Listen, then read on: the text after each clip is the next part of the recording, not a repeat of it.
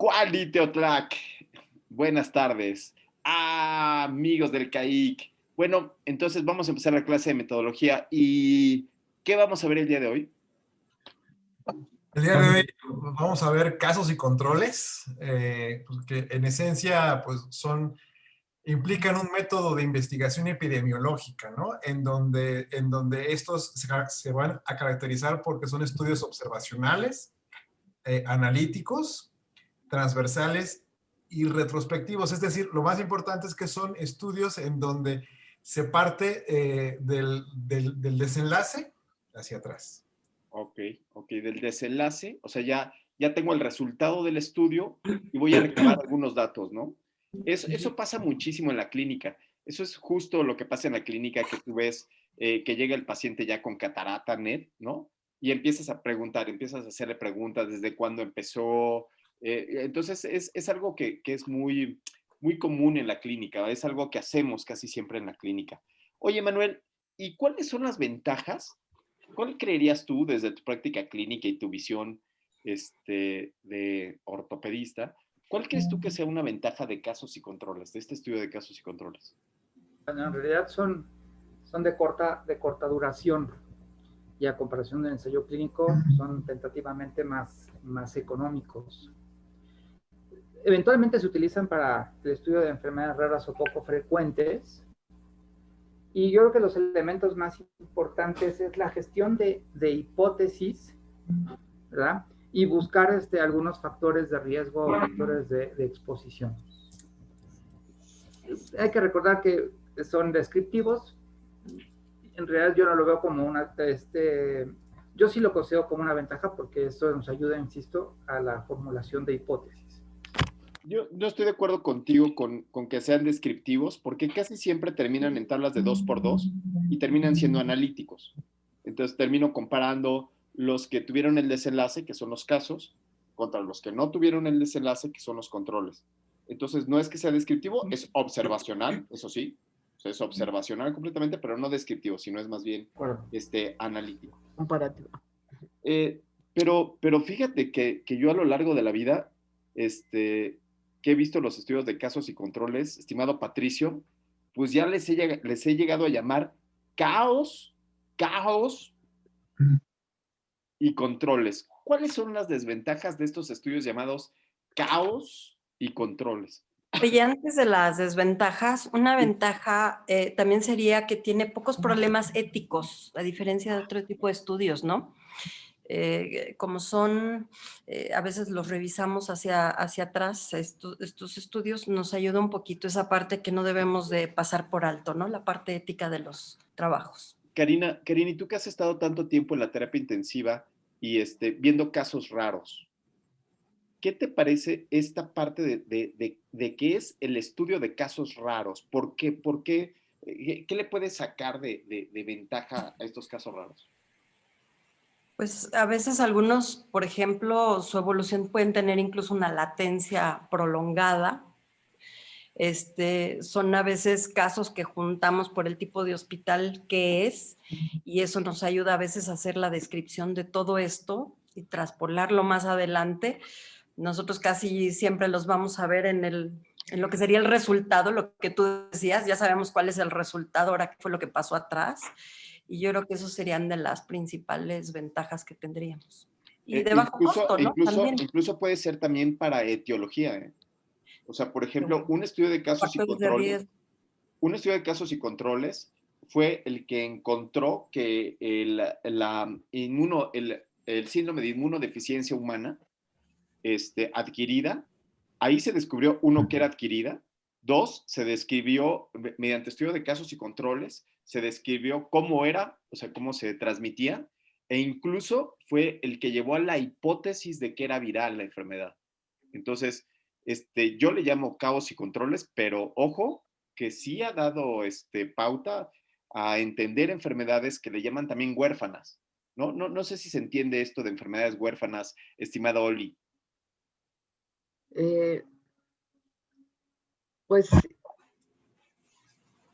Realmente lo que yo entendí es que primero que nada debe de ubicarse en el mismo tiempo que el control, que eso es muy importante.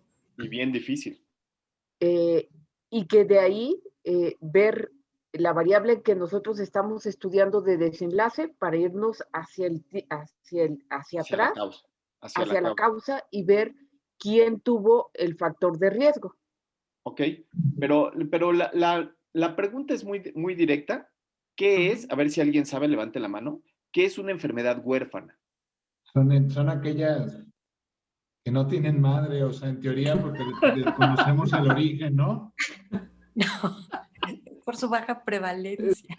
Es una enfermedad de muy baja prevalencia, bueno. no tienen madre porque casi son devastadoras, ¿sí? Y entonces, como son enfermedades que no tienen madre, si yo hago una corte, me voy a tener que esperar un montón de tiempo para poder encontrar un caso. Entonces, puta, no puedo hacer una corte. Si quiero hacer un ensayo clínico, no es ético, me voy a pasar años en reclutar a los pacientes, etcétera, etcétera. Entonces, habíamos quedado que es entonces un intermedio entre esa presentación de un caso, la presentación de un caso raro, pero ahora lo contrasto, empiezo a hacer un análisis con una serie de hipótesis, como lo decía Manuel Casas, ¿no? Y entonces, una enfermedad huérfana es una enfermedad de una muy baja prevalencia. Sergio Rosales.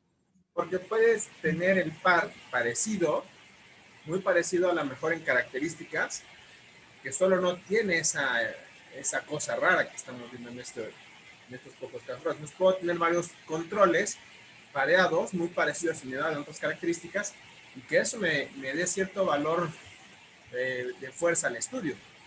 Ok. ¿Puedo Sí, participar? sí. Claro, por supuesto. Es que no sé por qué no encuentro la manita, por eso no la levanto y me atreví a interrumpir. Carlita, es que uno de los... Carlita, tú puedes participar todo el tiempo porque no nada más te queremos, sino te admiramos. Cada vez que participas dices cosas bien interesantes, no como que dice, no tienes madre, las enfermedades igual. Carlita, Pero se nos adelante. quedó muy claro que era una enfermedad huérfana.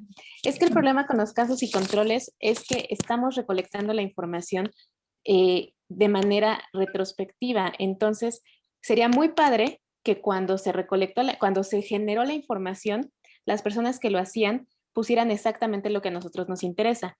Pero lo difícil cuando la información ya está puesta y yo nada más voy a seleccionar a los pacientes que ya tienen ese desenlace, es que pues no siempre voy a tener la información de los casos y de los controles con la misma calidad y dependo de lo que otros quisieron reportar, a diferencia de que yo hiciera el estudio, ahorita me interesara qué es lo que quiero obtener y entonces me asegurara de que todos mis pacientes, tanto casos y controles, tuvieran exactamente la misma información y con la misma calidad. Okay, ese es un problema, y yo creo que ese es un problema de los estudios retrospectivos, ¿no? De los estudios que son de expediente. Oli, ¿tú has trabajado con expedientes en el IMSS para que nos digas qué problemón es trabajar con expedientes así no manches, hasta el pelo pierde Patricio. Sí, Oli, adelante. Perdón. Uno de los grandes problemas es que como el investigador no recogió la medición de las variables, las personas que obtuvieron esa información pudieron no haber estado estandarizadas, no lo tomaron con todo el rigor de los criterios de inclusión que nosotros requerimos y todo eso pues va sumando los sesgos. Pero también ¿alguien ha trabajado en el IMSS? ¿Alguien trabaja en el sí. IMSS? ¿Y ya ha trabajado con expedientes? Yo. Sí. ¿Sí? ¿A poco no han tenido hasta pesadillas cuando tienen ya hicieron el protocolo, ya lo tienen todo y dicen, por supuesto, llegan todos los días pacientes con sepsis? Claro, No hay hacemos el estudio rápidamente. ¿Y qué pasa, Arge? ¿Qué es lo no que hay datos suficientes, expedientes incompletos. no le pidieron la gasometría? O sea, Así es. ¿pero qué? No está reportado, los síntomas. Pero eso es O para sí no se hay, la pidieron, pero hasta no se la signos pegaron. vitales. Sí, Copy-paste en los expedientes. Apgar de 9.9 en todos los pacientes, tallas de 50 centímetros todos, y tú, tensión arterial de 80-120, ¿no? O sea, parejo, es terrible ahí el asunto. Pero a veces no se tenía el conocimiento. Por ejemplo, ahora que está tan de moda el lactato, hace unos años nadie pedía lactato. Entonces, a la hora que se busca un expediente viejo, pues eran eran conocimientos que no se tenían, que no se registraban, porque no se solicitaban y que han ido modificando eso. Entonces son parte de las desventajas que ya le estamos quitando a Patricio de la boca. Sí, Que nos iba a decir. y fíjate, Manuel, que tú decías que son fáciles y rápidos, o sea, que son estudios en rápido y furioso, y entonces cuando de repente decides hacer un estudio de caos y controles y encuentras que tienes los casos, pero cuando empiezas a indagar los controles te das cuenta que todos tienen cola que les pisen, te estás dando cuenta y dices, bueno, yo tengo los casos, pero no encuentro los controles que puedan parecerse a esos casos, ¿no? Entonces, híjole, ahí le estoy quitando las palabras a Patricio, pero Patricio, adelante, ¿cuáles son los inconvenientes de los caos y controles? Bueno, pues de los principales inconvenientes o desventajas que tienen, así como dijimos que una de las ventajas era esta que nos ayudaba a empezar a investigar enfermedades raras, llegas a una de sus desventajas, ya que al recolectar todos los datos en pacientes que ya están enfermos, no nos permite establecer una secuencia de los acontecimientos. Y esto conlleva a una grande susceptibilidad en sesgos, tanto de selección como de seguimiento, ¿no? El hecho de agarrar a todos enfermos, ir hacia atrás es lo que llega a producir. Otra de las desventajas a su manera de recolectar y de formar por los grupos es que debido a esta... Perdón, Patricia, yo no entendí eso de que los tomas enfermos. Tú ya estás tomando el desenlace de estos grupos, entonces no entendí muy bien lo que quisiste explicar. Que todos los pacientes que vamos a obtener del inicio ya tienen el desenlace, ya tienen la enfermedad que vamos a tratar. Así es. Entonces, el hecho de no saber adecuadamente, de no haberlos seguidos mediante un protocolo determinado, no nos hace poder establecer una secuencia fidedigna de los acontecimientos que llevaron a la enfermedad, porque estamos yendo de algo que ya pasó. Eso es a lo que me refería. ¿Qué te parece, Patricio, el gran problema de que el control se convierta en caso? No, a ver si han oído este término, que en muchas ocasiones uno es control, pero se puede convertir en caso. Les voy a poner el ejemplo de los que están casados. ¿Alguien de aquí está casado? Ok. Si los que están casados hiciéramos un estudio de casos y controles en donde el desenlace es el divorcio, ¿no? Criterios de inclusión, obviamente que estén casados, el desenlace es el divorcio, y te agarras unos casados. ¿Qué le puede pasar a ese casadito? En el futuro... Que se divorcie. Así es, exactamente, Olga. Que pero pasa algún tiempo y puede ser que este cuate que estaba casado inicialmente o que no tenía sepsis, o sea, yo agarro un paciente, mi desenlace es sepsis, y entonces me voy a agarrar a un paciente que no tenga sepsis. Ya le hago todos los datos clínicos perfectamente bien. ¿Y qué creen que le pasa al día siguiente? Que al día siguiente le da sepsis. Y echa a perder el protocolo. Exactamente. Entonces, por eso se le llama estudio de caos y controles, ¿no? En el apartado, en el capítulo 23 del doctor Feinstein, él describe el estudio como un estudio retrospectivo completamente. En la página 533, él lo que habla es que en realidad lo tenemos que pensar como si fuera una corte retrospectiva. Entonces, el pensamiento de casos y controles es intentar llegar a la esencia de una corte, como si fuera exactamente una corte. Y entonces, con cálculo de tamaño de muestra, con todo igualito como si fuera una corte, entonces él le cambió de nombre. El nombre que le puso a los casos y controles, dijo, eso de casos y controles provoca mucha frustración porque hay muchos que nosotros les decimos que son, que tengo unos casitos y unos controles y los voy a seguir en el tiempo. No sé si les ha pasado esa dificultad. Y entonces él dice, bueno, para no equivocarnos, un estudio de casos y controles debería de ser algo que se llama TROHOC. TROHOC es corte al revés, cohort, ¿no? Jugando con las palabras.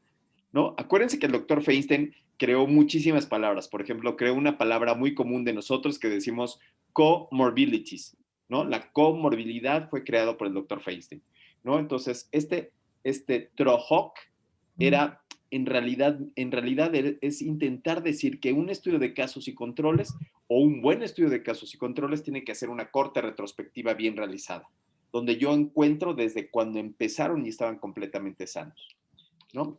Y entonces, pues hay que pensarlo, hay que pensar que un buen estudio es así, por lo tanto no es barato y por lo tanto no es fácil, ¿no? Es todo lo contrario, es difícil. Y en la práctica clínica el problema es que de repente cuando te venden la salida fácil, Marquito Figueroa, siempre hay un residente que diga, pues órale, me agarro unos casos, me agarro unos casitos, ¿no? Y después otros controles, ¿no?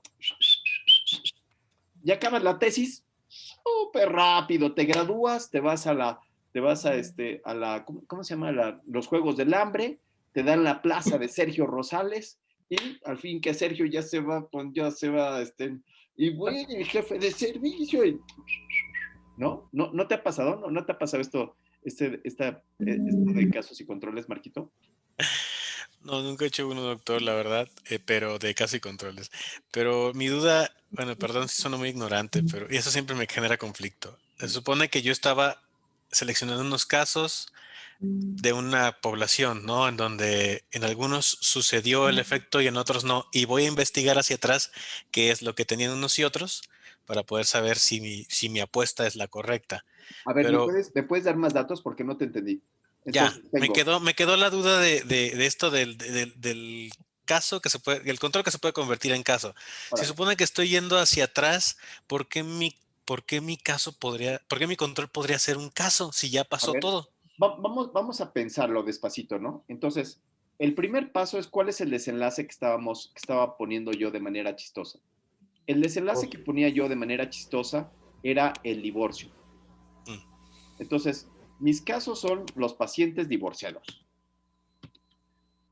Esos son mis casos. Y los controles son los pacientes casados. ¿Sí? Entonces, yo voy a ver cuáles son, ¿no? ¿Cuáles son las causas que me van a llevar a mí al divorcio? Y entonces, el control van a ser los casados y los divorciados van a ser. Entonces, me pregunto, entonces, uno de los factores de riesgo, ¿cuál sería, Manuel, un factor de riesgo para divorciarte? Pobreza. Bueno, el estado basal de estos... pero si el el estado puro basal tiene desenlace que es ser el casado. divorcio como tal, Sí. si es el divorcio como tal, entonces más bien habría que ir atrás, encontrar a todas las gentes casados y ver de esos dos quiénes continúan casados y quiénes se divorciaron. Ok, ya estás, ya tienes a los divorciados. Ya Sí, te pero consigues unos casados que divorciados. está aquí abajo en la pantalla no me cuadra. El Por eso, control. lo que es el control. El caso es el divorciado y el control es el casado. Y lo que vamos a buscar son los factores de riesgo. Y vamos a buscar los factores de riesgo para divorciarte, ¿no? Entonces, aquí lo que estamos haciendo es tener una tabla de 2x2, ¿no? Hago una tabla de 2x2 y en esta tabla de 2x2 tengo aquí el desenlace. ¿El desenlace en dónde va? Bueno, el desenlace va aquí arriba, ¿no? Superior. Aquí está el divorciado, Ahí está el casado. que ya la libró, ¿no? Y acá el casado, ¿no? El divorciado ya la hizo, ¿no? Puta, ¿no? Le sale todo más varas, ¿no? Nos faltan los desenlaces secundarios. La pensión. Tienes toda la razón. Tienes toda la razón. Por eso es que el Ken es más caro que el Ken divorciado es el más caro de todos, ¿no? Ok, digo, la Barbie divorciada. Ok, y aquí, ¿cuál sería el factor de riesgo? Un factor de riesgo, Oli. Infidelidad. Infidelidad, claro. No. ¿Ese por qué? No, ¿eso qué? No. Pobreza. El fútbol. Tabaquismo, alcoholismo. Sale, ver fútbol. No, juega fútbol. Ver fútbol los Y es domingos europeo todo el más. día, ¿no? Y entonces aquí, ver fútbol los domingos todo el día, presente, ausente, ¿no? ¿ok? Pero ¿qué pasa con este casado? Este casado que todavía lleva 5 años de casado y está el partido de los Pumas contra el América y no lo ve porque dice, no, no manches, o sea, no, está el Super Bowl y el cuate está así ansiosísimo y su chava le dice, ay, ¿ya viste las finales? O sea, todo el fin de semana pasado estuviste pegado a la televisión y no hiciste nada. Entonces, cuando tienes 5 años de casado, ¿qué crees que pasa, estimado Marquito Figueroa? ¿Con respecto a qué? ¿A que no me importe y lo vea de cualquier modo? No, a los 5 años de casado dices, me quedo contigo, mi amor. Aguanta una vara. Aguante una vara, ¿no? Sí. Pero pasan 10 años y ya dices, ay, no, mano, o sea, ya a mí me respetas, pero yo veo el fútbol porque lo veo, ¿sí? Y entonces eso puede ser que un casado puede ser que pase a ser divorciado en cualquier minuto, ¿sí? Eso es lo que decimos, que este casado puede llegar a divorciarse en cualquier momento, es decir, un caso se convierte en control.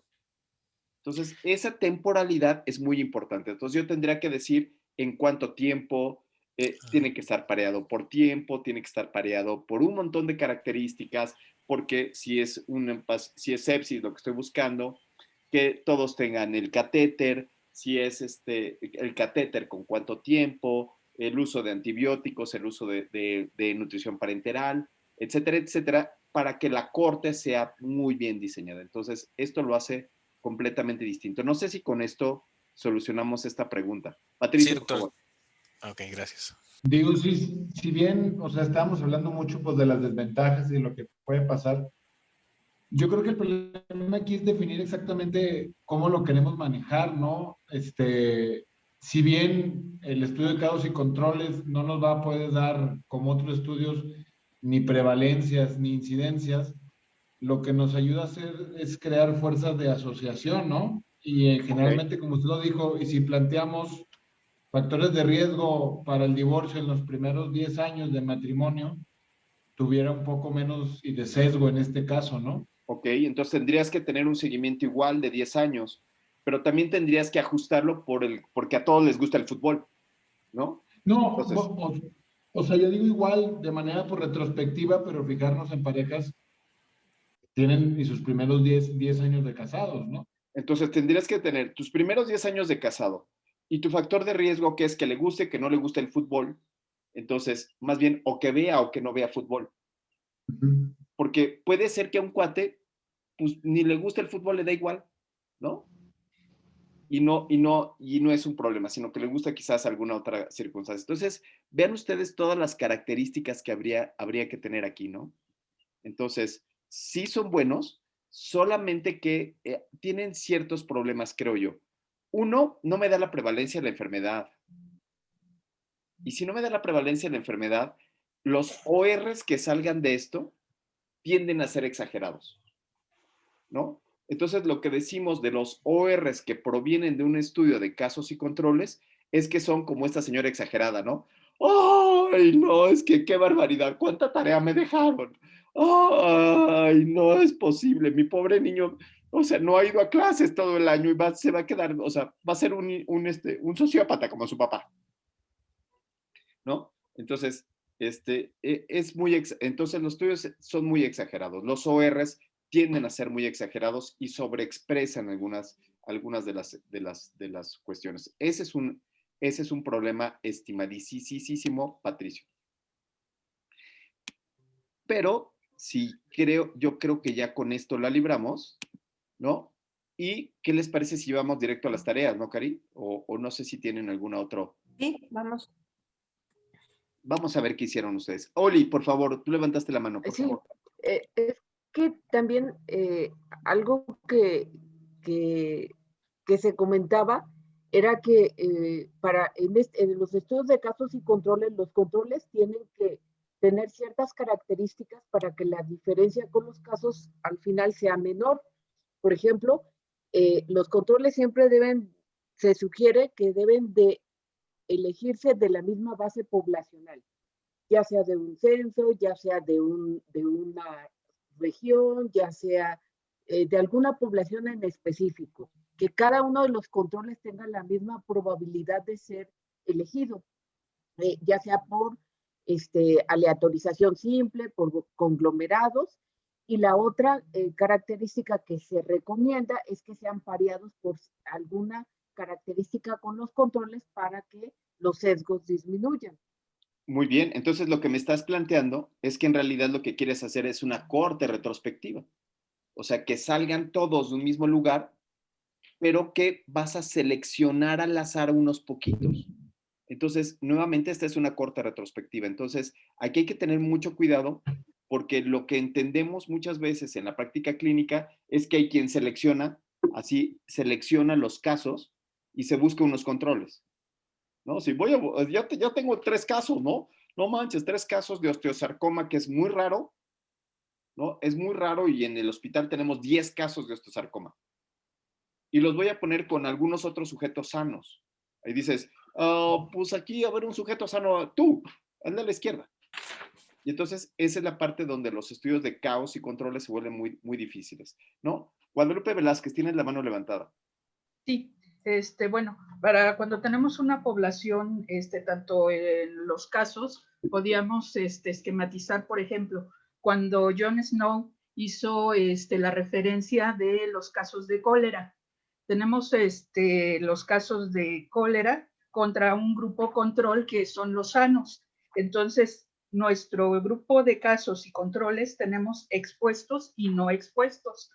Y en el control, que se supone que son sanos, cuando están expuestos al agua, pues obviamente ahí se pueden convertir, de ser controles, se pueden convertir en casos.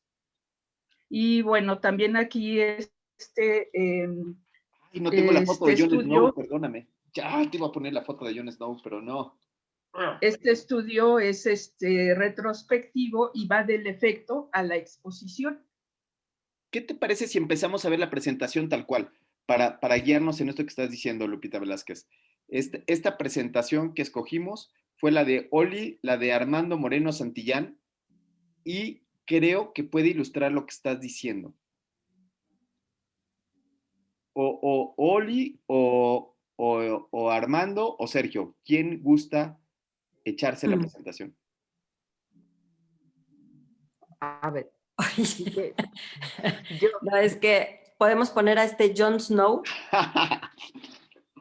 O a Jon Snow. Ese Jon Snow. Ese está mejor.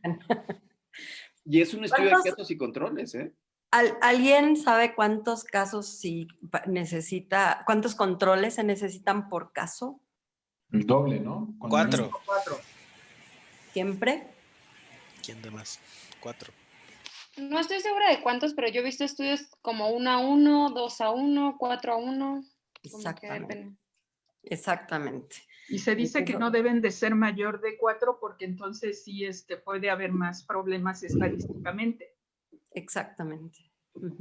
Por eso es tan importante que ustedes, antes de hacer su trabajo, definan bien a la población. Creo que Oli era la que lo comentaba. Si no definimos bien a la población, como lo comentaba Oli, es justo cuando podemos caer en errores en el diseño de nuestro trabajo, hasta calcular cuántos casos, cuántos controles requiero por caso. Muy bien. Estaba mejor el primer Jon Snow que el segundo Jon Snow, si me pregunto, ¿verdad, chicos? Bueno, pero el segundo Jon Snow que presentaste, no hizo caso a nada de esto que dijimos, ¿no? Guadalupe Velázquez, ¿tú te acuerdas de ese estudio de cólera de Jon Snow? Era 1-1, Lupita Velázquez. Sí, es en relación al cólera. Exacto. Y mencionaba que la población, que iba a estudiar la población con cólera con otro grupo comparatorio que no tenía cólera. Pero se hablaba también de la exposición, que son casos tanto expuestos y no expuestos, y que en determinado momento los controles podían ser expuestos, puesto que si consumían el agua que estaba contaminada, pues obviamente de ser un grupo control sano, se convierte en un caso, que es ya la enfermedad. Ahora, la parte ética de esto es que el investigador solamente está viendo los casos que ya pasaron, ¿eh? O sea, el investigador tiene unos casos y le pregunta a usted dónde vivió, dónde fue a tomar agua. Y otro es, ¿y usted dónde fue a tomar agua? Y entonces ahí te vas para atrás, ¿no? Entonces, esa es la parte ética importante, porque en muchas ocasiones lo que puede suceder es que se experimenta con los casos y los controles. Es decir, yo creo que el uso de, por ejemplo, que el uso de, ¿cómo se llamaba el medicamento que producía focomelia? ¿Si alguien se acuerda? Talidomida. La talidomida. Y entonces había médicos que jugaron con los pacientes en donde les daban talidomida a unos y a otros no. Y ahí descubrieron, con un estudio observacional según ellos, pero ellos fueron los que le dieron y no le dieron. Ese es un ensayo clínico. Entonces ahí, mucho ojo, ¿no? Lupita Velázquez, ¿sigues con la mano levantada o vas a participar otra vez? No, creo que se quedó levantada, perdón. Perfecto, sale, bajo la mano. Excelente, pero entonces, Oli, Sí. cuéntanos de esta exposición. Bueno, la primera diapositiva lo que se quiso representar es que pues la temporalidad de los casos y controles con respecto, no, esa es la siguiente porque esta es nada más la presentación, la diferencia entre un estudio de corte con un estudio transversal y los casos y controles respecto a la temporalidad. En los estudios de corte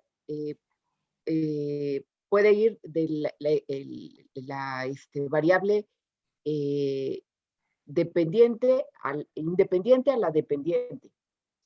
Y en los casos y controles es al revés, la variable dependiente y nos vamos hacia atrás, hacia la variable independiente. Y en los transversales, que bueno, pues aquí la temporalidad no existe porque es una sola evaluación en el tiempo. Después, en la siguiente diapositiva. Aquí quiero detenerme un segundo, ¿eh? Sí. Y lo que quiero detenerme es que esto obviamente está hecho por, este libro parece ser que es el de Laura Moreno Altamirano, el de diseño y análisis del estudio. Entonces, lo que ustedes deben de saber es que en ese estudio el problema que tiene es que la historia de la enfermedad, la historia natural de la enfermedad, siempre va de esta manera. La historia natural va del estado basal, sucede algo que le llamamos una maniobra y provoca un efecto que puede ser positivo o negativo, el desenlace, para las dos ocasiones. Esa es la historia natural, nos guste o no nos guste, así pasa en la vida. Y los estudios de casos y controles, lo único que está diciendo es que el investigador, que en este caso voy a poner, el investigador es este cuate que es un corazoncito, ¿sí? Ay, no son muchos corazoncitos, perdónenme. Es un solo corazón. ¿Sí? El investigador, cuando es un estudio de casos y controles, se parte del desenlace y empieza a observar el desenlace y ve el fenómeno de aquí para el otro lado. Pero el fenómeno es uno. ¿Vieron aquí la diferencia? Aquí dice, la exposición provoca un efecto. Y acá dice, ¿qué crees? Que el efecto provoca una exposición. Eso no es cierto. Este esquema no es cierto. Lo único que decimos es que el investigador observa el fenómeno de un lado, en el estudio de casos y controles, o lo puede observar del otro lado. Pero la historia natural de la enfermedad es una sola. ¿Sí, Oli? Sí, o sea, ¿qué fue lo que primero observó el investigador? Si el efecto o la causa. Exactamente. ¿El diagrama debería estar igual? El diagrama es igual. Lo único que cambia es el ojito del investigador. Lo único que cambia es el investigador que tenemos aquí, que es este corazoncito. El investigador llegó tarde y ya está con el resultado y vio el resultado, ya se murió el paciente, ¿no? O ya le dio sepsis, o le dio sida, o le dio cólera, y el investigador va a ver qué fue lo que bebió. Es decir, el efecto, que es tener cólera, no provoca que yo vaya y tome agua. ¿Se entiende? Sino que es el agua lo que provoca el cólera, ¿sí? Entonces, este diseño de estudio de este libro de epidemiología yo haría como los nazis, que fueron y lo quemaron. No, no es cierto, no quemaría ningún libro nunca en mi vida. Pero sí está como para ocultarlo en tu biblioteca en algún lugar donde ni tus hijos lo vayan a ver. ¿Por qué? Porque tiene este concepto que puede confundir, ¿no? Entonces, tengan cuidado con este libro. Yo le recomiendo otros muy buenos, por ejemplo, este de epidemiología clínica de Feinstein. En este apartado, lo que te muestra es con un ojito, a ver si pueden ver. Entonces, en el ojito te muestra la descripción que estamos diciendo, ¿sí? Entonces, si tienen el libro y lo tienen en la página 541, lo pueden checar, ¿ok? Pero este es un concepto muy común de los epidemiólogos, no de los clínicos. El clínico sabe que la historia natural de la enfermedad no depende de él y que el efecto no depende, no va a provocar la exposición, ¿sí? No sé si queda esto clarísimo. Sí. Ok, vamos a la siguiente diapo, antes de que me siga enojando. No, no es cierto. Bueno, después vienen las definiciones de lo que es un caso y un control. Y nos dice que es un método de investigación epidemiológica en cuyos grupos de individuos son seleccionados con base en si tiene o no un factor que se le llama el desenlace o lo que se va a estudiar. Y los casos son los que tienen el factor y los controles los que no van a tener ese factor. Entonces, la definición de casos son individuos que presentan una característica o evento que es el que se desea estudiar, mientras que el control son los participantes que no presentan dicha característica con la cual se desea comparar los casos.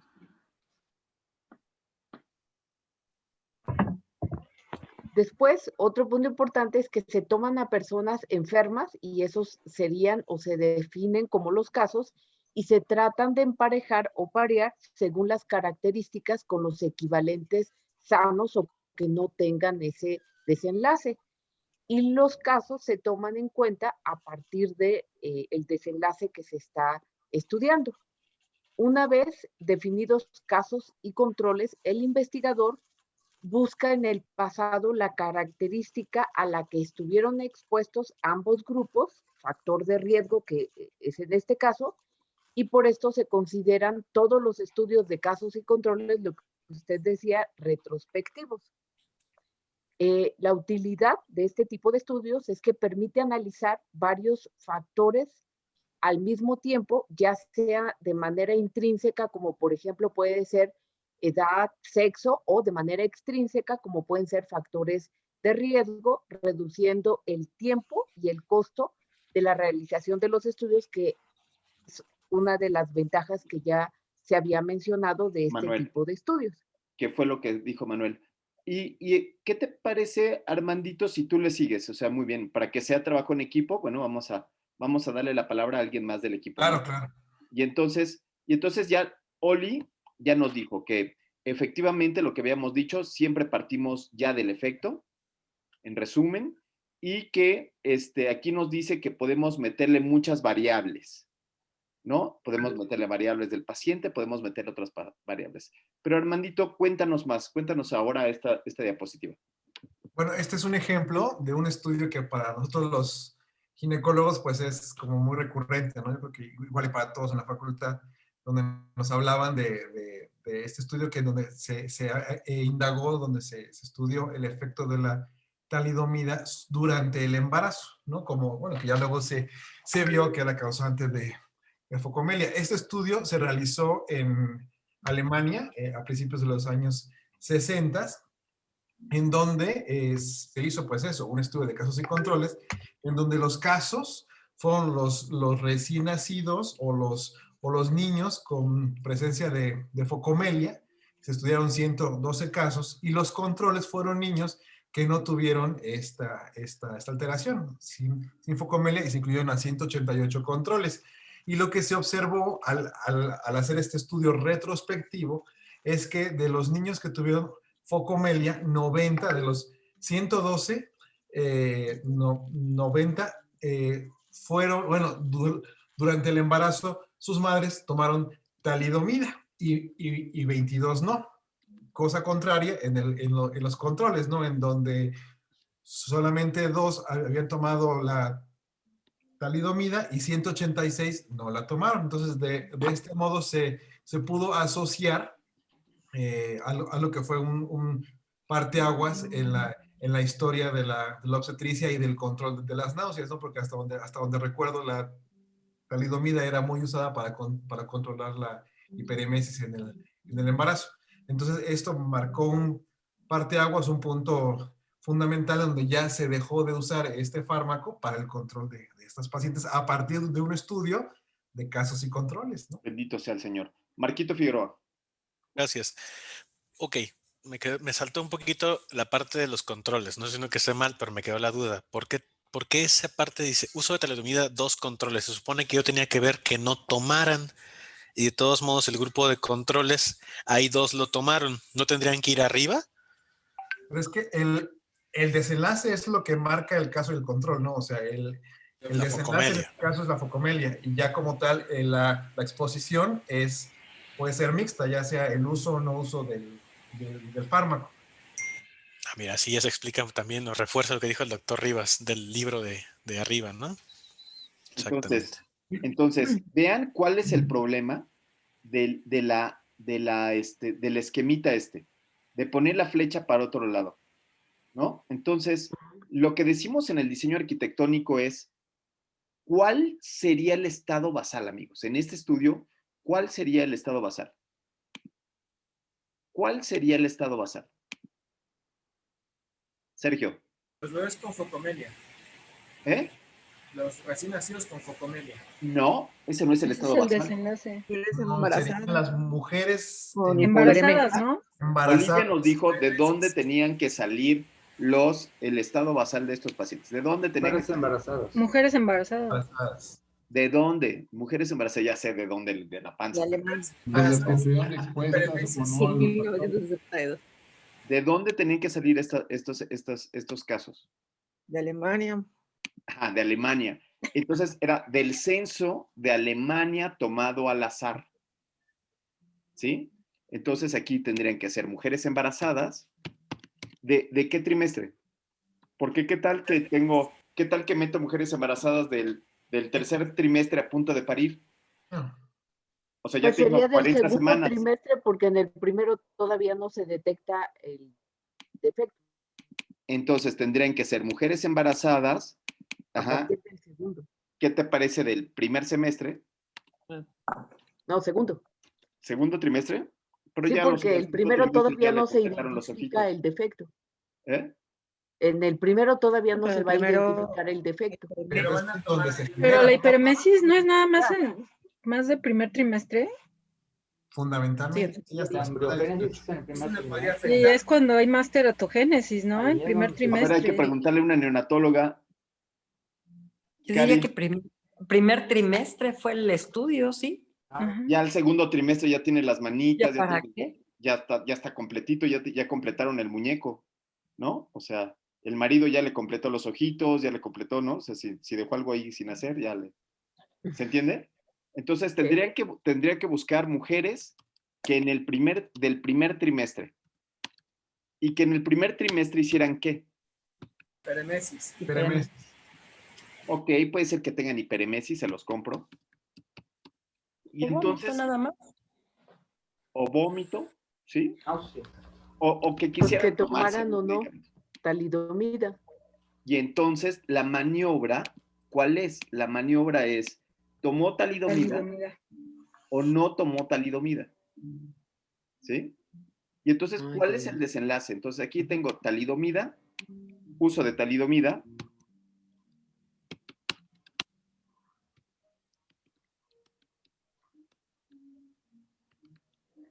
Y los que sin uso de talidomida, del otro lado. ¿Ok? Y ahora, ¿qué pasó? Bueno, pues ahora veo el desenlace. ¿No? De las mujeres que utilizaron talidomida, entonces se van a dividir en dos. Las que tuvieron focomelia y las que no tuvieron focomelia. ¿sí? En este caso, las que tuvieron focomelia fueron talidomida. Con focomelia fueron 90 casos.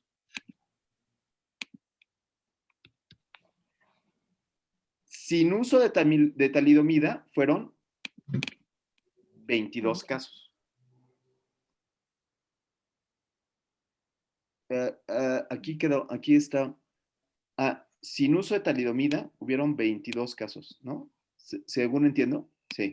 Sí, pero sería arriba, ¿no? Aquí están 22 casos. Ay, Dios, no, estoy bien. Aquí sin uso de talidomida, 22 casos.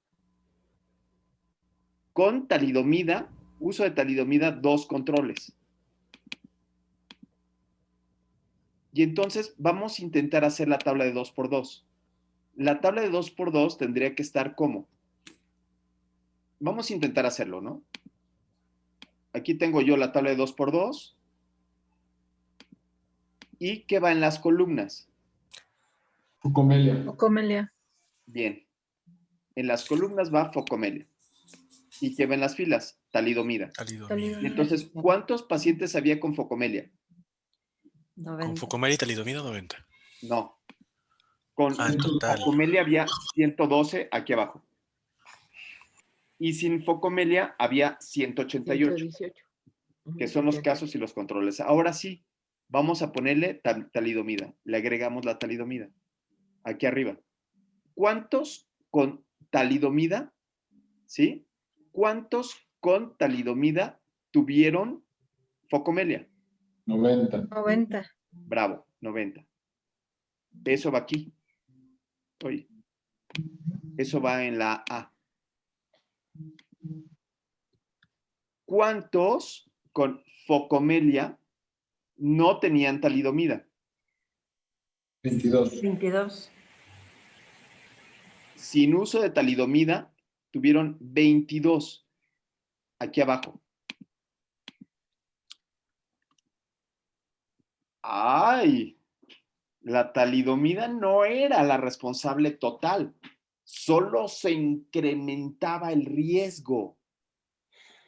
La talidomida incrementa el riesgo de focomelia.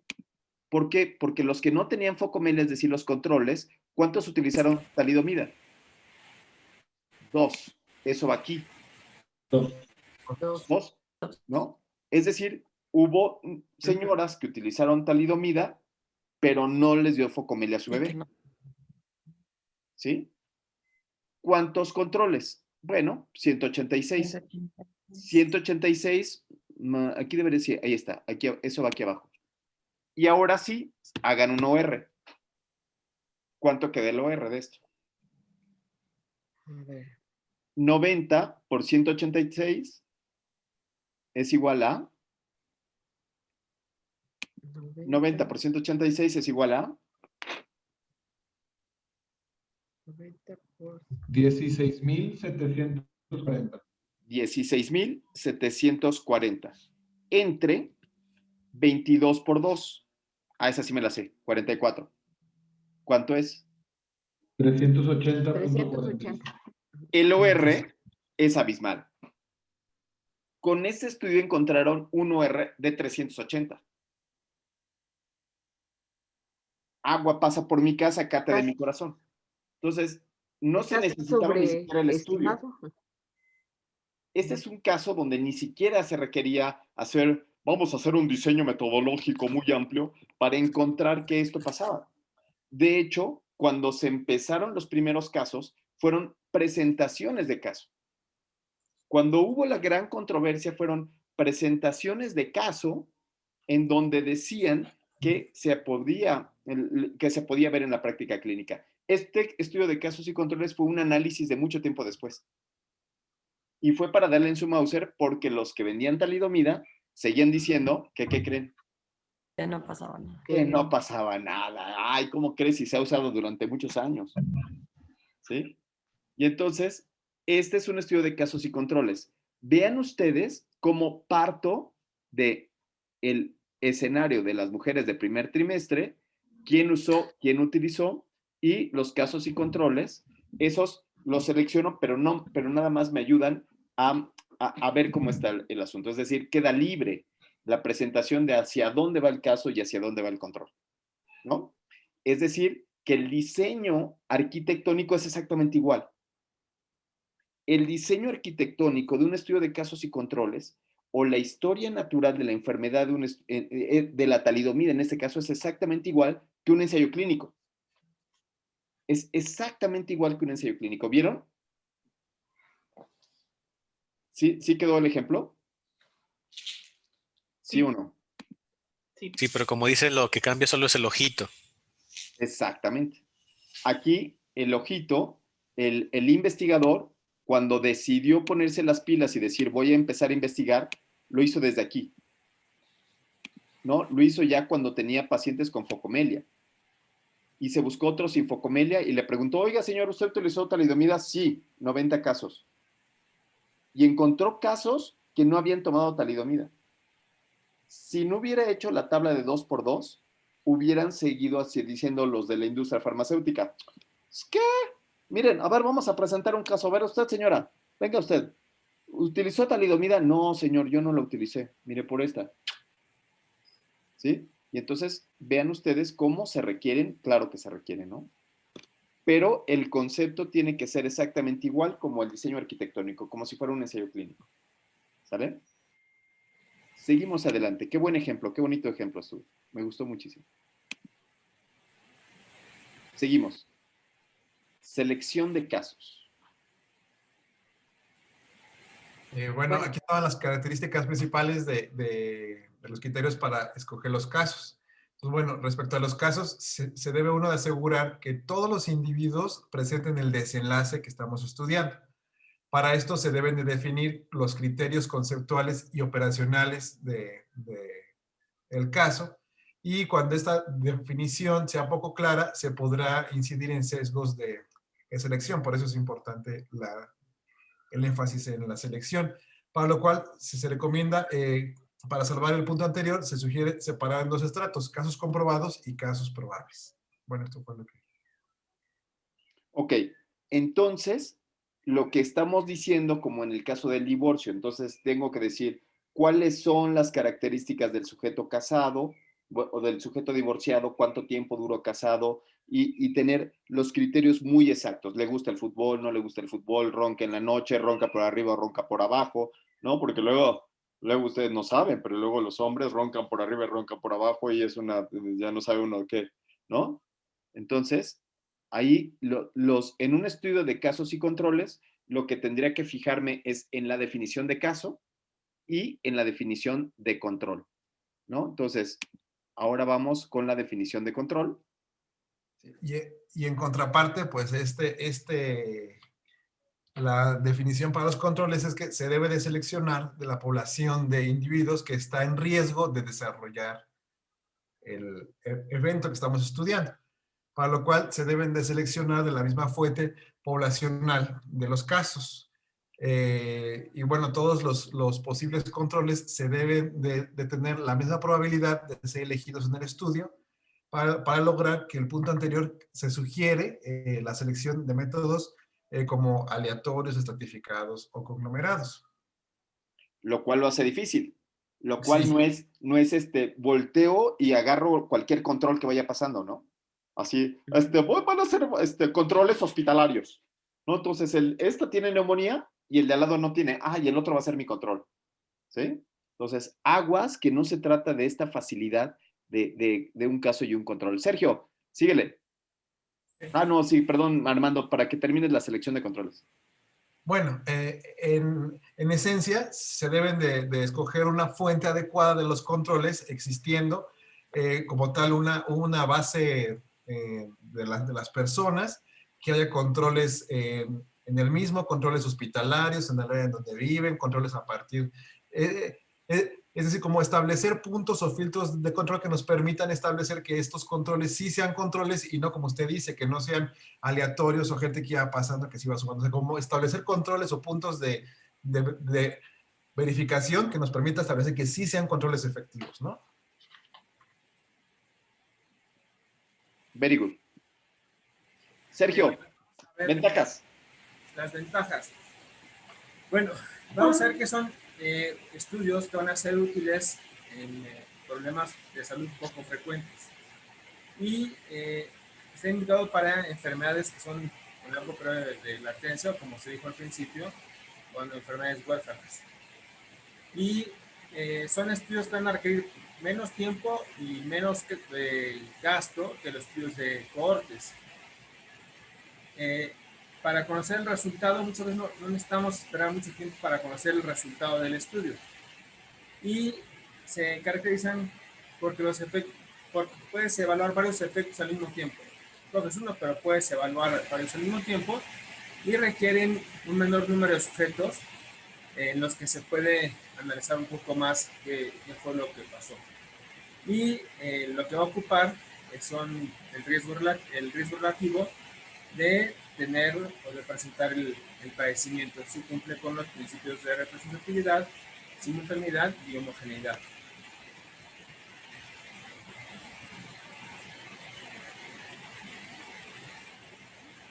Las desventajas, también uno de los más importantes es que es susceptible de sesgos. Y aquí la población en riesgo es que a veces no está bien definida y eso es una desventaja. ¿Qué sesgo es ese? El de selección. Sesgo de selección, ok, muy bien, ¿sí? Entonces, el sesgo de selección es muy importante si no tenemos en cuenta que es una cohorte, que debemos de pensar en los estudios de casos y controles como una cohorte, y puedo agarrarlo por donde sea, ¿no? Entonces hay que tener mucho cuidado con estos estudios de casos y controles. Venga, ¿qué otro sesgo?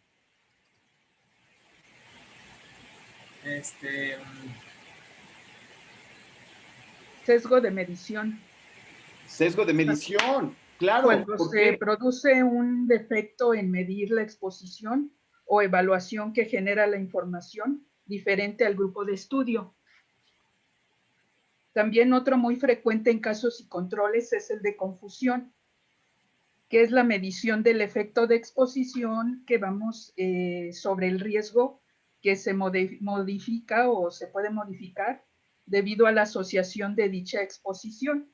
Y también el riesgo, sesgo de memoria o de recuerdo, que también es frecuente en los casos y controles, ya que son estudios retrospectivos, se estudian antecedentes en etapas previas y puede haber, o puede, digámoslo así, existir una posibilidad de olvido.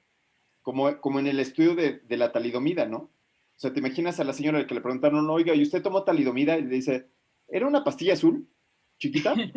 ¿No? O sea, que siempre nos pasa, ¿eh? ¿A poco aquí no le ha pasado? Oye, ¿y qué medicamentos tomaba? Uy, pues tomaba unas vitaminas y otras cosas que me daba el doctor y ni me diga, ¿no? Marquito Figueroa. Pues otro puede ser el de ensamble inadecuado, ¿no? También. Bueno, ese sería el primero, el que primero saldría. ¿Qué tal que me acaban de decir todos los sesgos que hay en la investigación clínica? Sesgo de selección, ensamble inadecuado, susceptibilidad pronóstica, sesgo de medición, sesgo de detección. Ajá. Sesgos de información por la forma en cómo se obtuvo. Por eso yo le llamo estudios de caos y controles. ¿No? Ok. Entonces, se hace, está buenísimo esto, ¿no? Entonces, se hace con la tablita de 2x2, se mide con la tablita de 2x2, justo como lo habíamos visto, y todas las fuentes de sesgo son todas las que vienen en el libro y todas las que conocen pueden formar parte de este estudio, igual que todos los demás. Sin embargo, me gustaría más que fuéramos más certeros para la próxima clase en los sesgos. Y entonces, no sé qué opinen ustedes, pero ¿qué les parece si leemos los principios científicos, los 20 principios científicos para los estudios de caos y controles? ¿Qué les parecería eso? ¿Sí? Karina, ¿podríamos hacer la tarea para la próxima? Entonces, Sí. Los 20, del Feinstein. 20 principios científicos para los estudios de caos y controles. Sí. Ahorita ya dijimos lo malo. Y decir lo malo de la gente es bien fácil, ¿no? O sea, ay, ese está bien chaparro, ese es bien feo, ese no deja hablar, está bien loco, ¿no? O sea, no manches, no, ni sabe lo que dice, ¿no? Pero hablar bien de la gente, eso es más difícil. Entonces, ¿qué les parece si leemos las cosas buenas que tenemos que hacer para un estudio de caos y controles? Y entonces es del libro de Feinstein, de la página 543 a la página... Antes me sabía las páginas. Ay, Juventud Divino Tesoro. ¿Todos tienen el libro? Si no lo tienen, shame on you. Qué tristeza. No digo, sino para subirlo. Les quieres facilitar la vida, Karina. Eres No, buena pues. persona. Yo me reiría de ellos, así diría, nunca en la vida. O sea, ya lo deben de tener impreso, o sea, no lo tengan electrónico. Deben de dormir con él, o sea, hacer sus anotaciones, escribir su anotación y decir, ay, ¿a poco yo le había entendido eso alguna vez? ¿A poco no les pasa así? Dicen, ay, sí lo subrayé. Y no me lo sé. Es hasta la página 553. De la página 543 a la página 553 es ahora cómo puedo hacer un estudio de casos y controles de excelencia. ¿Cómo lo puedo hacer bien? Aquí Laura Moreno Altamirano nos muestra los sesgos, las dificultades, estos ensambles medio raros, y ahora queremos hacerlo bien, bonito, ¿no? Porque quizás un día de estos me encuentre con alguna enfermedad rara o una enfermedad huérfana, ¿no, Patricio? Y quiera hacer un buen estudio, ¿no? Y quiera hacer bien las cosas porque no voy a conseguir más pacientes, ¿no? Enfermedad de Menkes, incluso hasta síndrome de Down, algunos tipos de cáncer, ¿no? Entonces, hay muchas cosas que son raras y que podemos hacer un buen estudio de casos y controles y llegar a esta resolución de la talidomida. Entonces, yo le recomiendo este libro, página 543 a la página 553. Yo les diría, yo me leería todo el texto, pero ese sería yo. Pero nos conformamos con eso. ¿Y qué les parece si lo hacemos por equipo, no, Karina? Para complementar esta clase. Sí. Igual de 4, porque creo que sería muy útil que entre los 4 pudieran discutirlo. No sé qué opinas. Ok. ¿Qué opinan los demás, Marquito? Pero, ¿cuál es la dinámica? O sea, señalarlos, pero ¿qué reflexión vamos a hacer al respecto? Hacer una presentación y piensen lo que quieran, hagan lo que quieran con la lectura. Si le van a poner... Ustedes saquen las conclusiones de lo que lean para que precisamente veamos qué fue lo que concluyeron.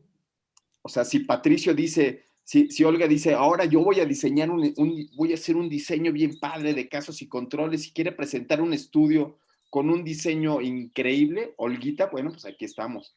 Si Carla dice, ¿no? Si Carla dice, voy a poner un ejemplo por cada uno de los sesgos, también, ¿no? Sería padre, ¿no, Cari? Sí. ¿Sí? Entonces los dejamos libres. Tenemos todavía un minuto más para platicar. No sé si quieran cerrar el círculo. Ned, ¿quisiera cerrarlo o ya te fuiste? No, aquí sigo. ¿Quisieras dar el enfoque final, o sea, el cierre final de los estudios de casos y controles? ¿Sabes quién no ha hablado nada? Arge no ha hablado nada.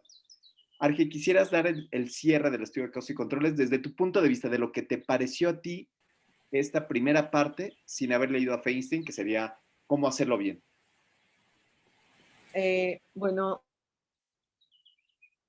es un diseño que tiene sus ventajas y sus desventajas, que a veces somos un poco duros al desprestigiarlos, pero en esta clase hemos visto que tienen su valor muy importante y que han marcado también pues puntos importantes en la medicina, en la historia de la medicina, para poder llegar a ciertas etiologías. Entonces, que el ir del efecto a la causa, bueno, que en este caso es tratar de encontrar la explicación, no siempre es malo, pero debe tener sus reglas para poder hacerlo bien.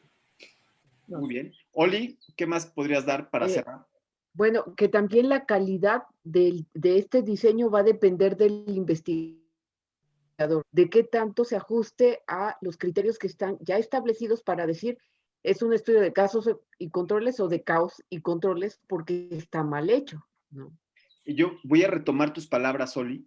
En una reunión que tuvimos con los médicos de APHP, nos dijeron, estábamos hablando sobre que en México los estudios experimentales no tenían tanta boga porque eran muy difíciles y muy caros.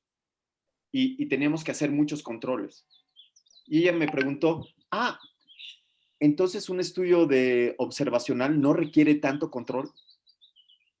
Y mi reflexión fue efectivamente esto que dices, o sea, todos los estudios transversales, las presentaciones de caso, los estudios de casos y controles, señores y señores, requieren un protocolo estricto y llevarlo a cabo, ¿no?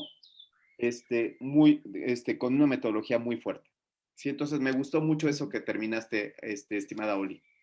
Y entonces, ahora sí, Cari. Doctora Feria, perdón, ¿subió otra actividad? O sea, ¿volvemos a subir nuestra presentación a esa No, parte? es que la había yo puesto en un lugar incorrecto y ahorita con Rodolfo ya lo pusimos en donde debe de estar. Es la misma que hicieron para esta semana. No, La la que volvemos a sigue es poner la ahí. que... Sí, nada más fue dejarla registrada, pero Ok. correctamente, sí. Gracias. Bueno, pues estuvo padre, me gustó mucho la clase. Nos vemos y a leer a Feinstein. Sale. Gracias. Bye. Bye. Gracias. Al contrario.